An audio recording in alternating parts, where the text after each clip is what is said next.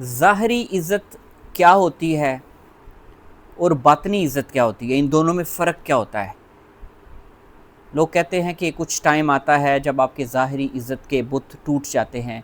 پھر اصل جو عزت ہوتی ہے وہ آپ کی باطنی عزت ہوتی ہے۔ تو سوال مجھے یہی آیا کہ سر آپ پلیز تھوڑا سا ایکسپلین کر دیں کہ ظاہری عزت اور باطنی عزت میں کیا فرق ہے، ظاہری عزت کے بت کیسے ٹوٹتے ہیں، باطنی عزت کب شروع ہوتی ہے، یہ کیسی ہوتی ہے، یہ ہم باطنی عزت تک کیسے پہنچ سکتے ہیں، اور ظاہری عزت کیا وہ اچھی نہیں ہوتی، کیا وہ ٹھیک نہیں ہوتی؟ Ladies and gentlemen, this is Kashif Shahzad and I am an IELTS trainer and a student counselor. I also attached with some schools where I train the teachers about their English language skills, their spoken English, their writing skills. And this video I am going to talk about the things which I have already mentioned کہ ظاہری اور باطنی English میں کیا فرق ہے۔ Detail کی طرف آتے ہیں۔ دو تین مثالوں سے میں آپ کو واضح کروں گا۔ آپ جب چھوٹے ہوتے ہیں 10-12 سال کے، پھر 15 16 17 18 سال کے ہوتے ہیں، تو آپ کی لوگ عزت کرتے ہیں، آپ کو کوئی پروٹوکول دیتے ہیں یا آپ کا ریگارڈ کرتے ہیں۔ اس میں آپ کے اخلاق کا، آپ کے کردار کا، آپ کی بات چیت کا رول ہو سکتا ہے، لیکن اس میں اصل رول جو ہے وہ آپ کے پیرنٹس کا ہے۔ اگر انہوں نے اپنے ٹائم پہ سوسائٹی میں لوگوں کی ہیلپ کی ہے یا لوگوں کے کام آئے ہیں، انہوں نے معاملات اچھے کیے ہیں، تو وہ رسپیکٹ آپ کو بھی ٹرانسفر ہوتی ہے۔ لیکن اگر انہوں نے نہیں کی تو وہ آپ کو بھی مناسب سی رسپیکٹ ملے گی، زیادہ نہیں ملے گی، وہ بھی صرف آپ کے والدین کے ہونے کی وجہ سے۔ لیکن جو ہی آپ پریکٹیکل لائف میں انٹر ہوتے ہیں، چاہے وہ آپ بزنس کرتے ہیں،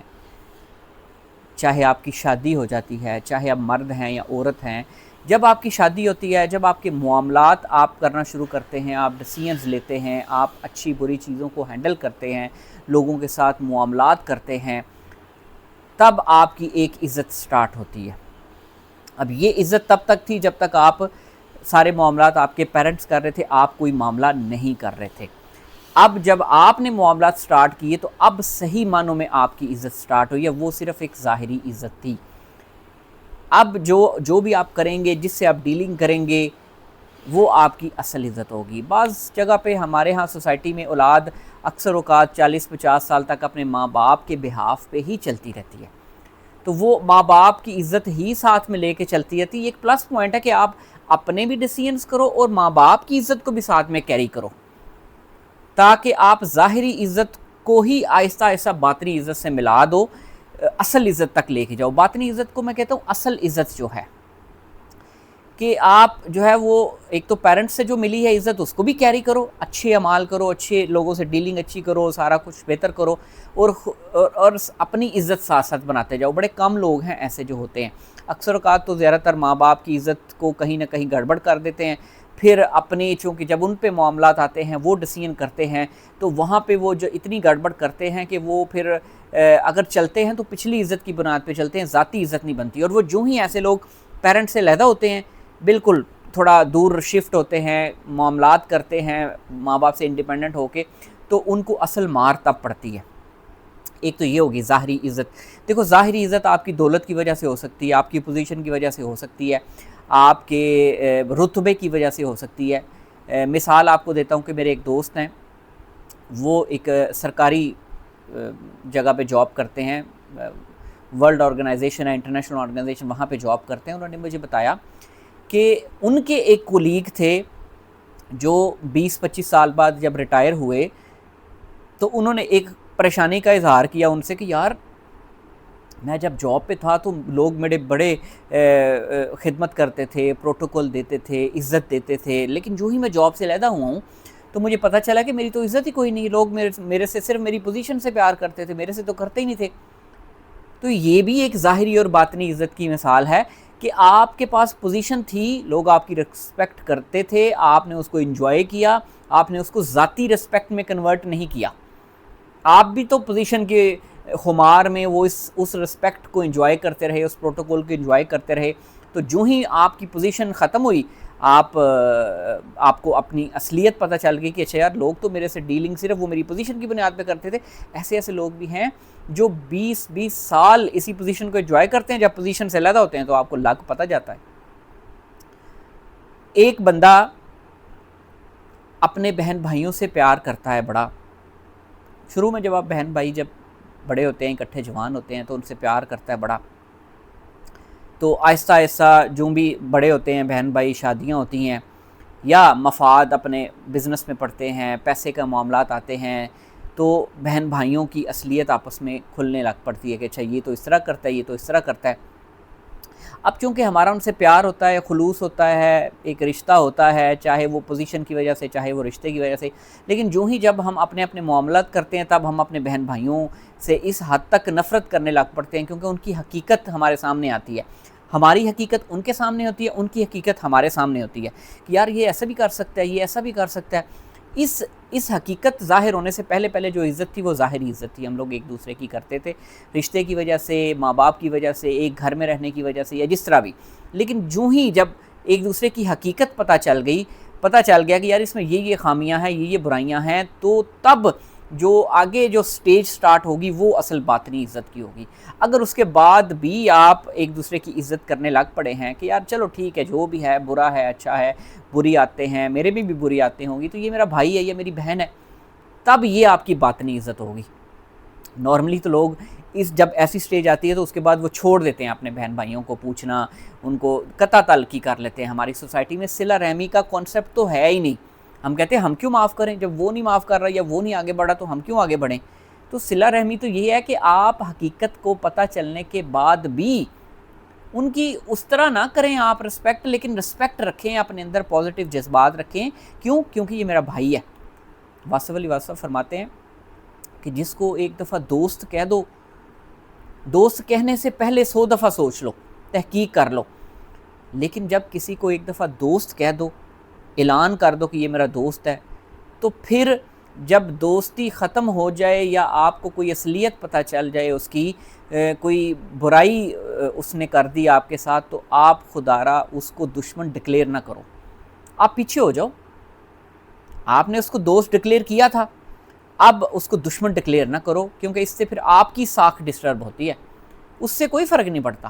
لیکن اس سے آپ کی ساکھ ڈسٹرب ہوتی ہے. لوگ آپ پہ ٹرسٹ نہیں کرتے کہ یار پہلے دوست کہتا ہے پھر دشمن کہہ دیتا ہے, اس کا مطلب ہے یہ بھی مطلبی ہے.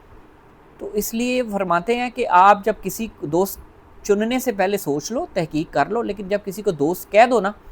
تو پھر اس میں کوئی بھی خامی آ جائے, برائی آ جائے, خاموش ہو جاؤ, برداشت کر لو, سائڈ پہ ہو جاؤ, تعلق کو ختم کر لو, لیکن اس کو اناؤنس نہ کرو کہ بھئی یہ میرا دشمن ہے. کیونکہ ایک ٹائم پہ آپ دوست رہے ہیں, ایک ٹائم پہ آپ نے کھانا کھایا, ایک ٹائم پہ آپ اکٹھے بیٹھے, تو اب خدارہ اس کی برائی نہ کرو. تو بات یہ ہے کہ جن رشتوں کے ساتھ آپ پلے بڑے ہیں, آپ جوان ہوئے ہیں, اب مطلب آ گیا ہے, مفاد آ گیا ہے, بزنس آ گیا ہے, پیسہ آ گیا ہے, معاملات آ گئے ہیں, تو آپ کو صبر کرنا چاہیے. آپ اپنا حق لینے کی کوشش کریں ضرور, لیکن نفرت نہ کریں. بس لوگوں کے خلاف, لوگوں کی حقیقت جاننے کے بعد, شعور آنے کے بعد آپ لوگوں سے نفرت نہ کریں. اصل میں یہی آزمائش ہے کہ جب آپ کو شعور آتا ہے, جب آپ کو حقیقت پتہ چلتی ہے, تو آپ اس کی باطنی عزت کر ہی نہیں پاتے. اصل عزت یہ ہے کہ جو پوزیشن, مرتبے اور رشتے سے ہٹ کے کی جائے, چاہے وہ کوئی آپ کا دوست ہو, چاہے وہ کوئی بھی ہو. امام علی مقام امام حسین کا ایک قول ہے, میں نے شاہ صاحب کی زبان سے سنا, کہ خون کے رشتوں سے بھی بڑھ کے کچھ رشتے ہوتے ہیں. وہ رشتے ہوتے ہیں نظریہ کے رشتے, کہ خون کے رشتے کی امپورٹنس اپنی جگہ, وہ ظاہر ہے جو بھی ان بن ہو, مشکل ہو, اچھائی برائی ہو, وہ رہنا تو اکٹھے ہی ہوتا ہے, لیکن ہم وہ محبت نہیں ڈیولپ کر پاتے. لیکن اس سے اوپر ایک رشتہ ہوتا ہے جو نظریے کا رشتہ ہوتا ہے, جو خیال کا رشتہ ہوتا ہے, جو کسی استاد کے ذریعے سے رشتہ بنا ہوتا ہے, جو اللہ اور اللہ کے رسول کی نسبت سے ایک رشتہ بنا ہوتا ہے, اس کو نظریے کا رشتہ کہتے ہیں. وہ خون کے رشتوں سے بھی اوپر ہوتا ہے. تو سجیشن یہی ہے کانورسیشن کے اینڈ پہ, کہ آپ کو رشتوں کی, تعلقات کی حقیقت معلوم پڑ جائے, آپ کو سمجھ آ جائے کہ یہ بندہ مجھے یوز کرتا رہا ہے, مجھے استعمال کرتا رہا ہے, اس نے میرا فائدہ اٹھایا ہے, تو شور نہ مچائیں, اس تعلق کو ضائع نہ کریں, اس تعلق کو برقرار رکھیں. ہاں مدھم کر لیں, دور ہو جائیں, اس میں زیادہ انوالو نہ ہوں, گلہ نہ کریں ان سے. بس آپ تعلق برقرار رکھیں، اگر نہیں رکھنے ہوتا تو دور ہو جائیں، اپنے دل میں نفرت نہ پیدا کریں کہ یار اس نے مجھے یوز کیا، آپ بھی تو یوز ہوئے نا، آپ کا بھی تو کوئی مفاد تھا نا، اسی لیے تو آپ یوز ہوئے، اسی لیے تو آپ ساتھ لگے رہے۔ اب اللہ کا شکر کریں کہ اللہ نے آپ کو عقل دے دی، اللہ نے آپ کو فہم دیا، اللہ نے آپ کو شعور دیا، اب آپ اس سٹیج پہ آ گئے ہیں کہ آپ پہچاننے لگ پڑے ہیں چیزوں کو۔ اب اگر اللہ اس سٹیج پہ لے کے آیا ہے تو پھر صلہ رحمی بھی کریں نا۔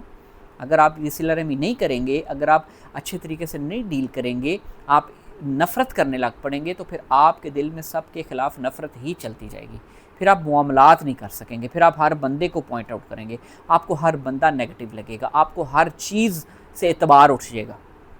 میں نے دیکھے ہیں ایسے بڑے بندے اپنی لائف میں، جن کو جو دھوکے کھا کھا کے اس سٹیج پہ پہنچ گئے ہیں کہ ان کو نہ تو کسی بندے پہ اعتبار رہا ہے، نہ کسی کی بات پہ اعتبار رہا ہے، نہ کسی چیز پہ، اکیلے ہو گئے ہیں، وہ کسی پہ اعتبار نہیں کرتے، صرف اپنے آپ پہ اعتبار کرتے ہیں۔ لیکن چلیں اللہ تعالیٰ ان کو بھی رحمت کرے اپنی، اللہ ان کی بھی مدد کرتا ہے کہیں نہ کہیں، لیکن آپ کم سے کم اس طرح نہ کیجیے گا، ٹھیک ہے جی۔ لائف لرننگ کے چینل سے کاشف شہزاد آپ کی خدمت میں ویڈیو پیش کی ہے۔ نیکسٹ ٹائم انشاءاللہ